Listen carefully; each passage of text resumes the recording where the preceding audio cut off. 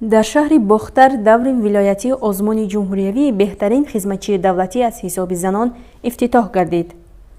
در آن معاون رئیس ولایت ختلان فیروزه شریفی، رئیس کمیته کار با زنان و عائله نزد حکومت جمهوری تاجیکستان هلال قربانزاده، نماینده اگنتی دولتی خدمت دولتی نزد پرزیدنت جمهوری تاجیکستان میرزا کنجزاده و داوطلبان آزمون بانوان فعال از شهر و نواحی ولایت ختلان اشتراک داشتند.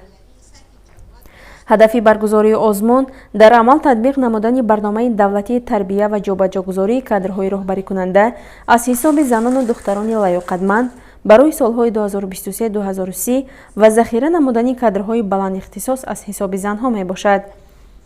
در آزمون مذکور 60 نفر داوطلب از شهر و نواحی ولایت ختلان شرکت می ورزند. حکومت جمهوری تاجیکستان از روزهای اولی به دست آوردن استقلالیت دولتی در برابر توجه به مسائل اقتصادی و اجتماعی با فعالیت ثمرناک زنان و بانوان دقت مخصوص ظاهر نمودند که در سرگاه تمام تشبس‌ها جهت دستگیری هوسمندگردانی جابجاگذاری کادرهای راهبری کننده جمهوری تاجیکستان از حساب زنان و دختران لیاقتمند اساسگذار صلح و وحدت ملی پیشوای معظم ملت پرزیدنت جمهوری تاجیکستان محترم امامعلی رحمان می‌استند.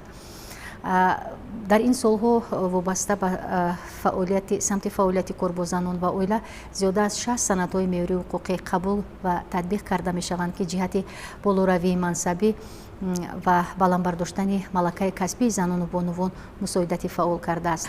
در این زمینه ریاست کار با زنان با عائله ولایت ختلان جهت تطبیق تمام استراتژی و برنامه‌های دولتی نیز کارگزاری را وابسته به طلبات کاربری و کارگزاری براه مانده است و جهت اجرای دستور و هدایت‌های پیشوای معظم ملت همزمان اجرای سپارش‌های رئیس ولایت ختلان از تمام امکانات و سرچشمه‌ها ثمرناک استفاده برده ایستاده است. آزمون 3 روز ادامه می‌یابد. غالبان با توفیه‌های مقامات اجرایی حاکمیت دولتی ولایت ختلان و کمیته کار با زنان و عائله نزد حکومت جمهوری تاجیکستان قدردانی می‌گردند. نمیخواهم پسر محفل لیلی و شام باشد همه در منزلم.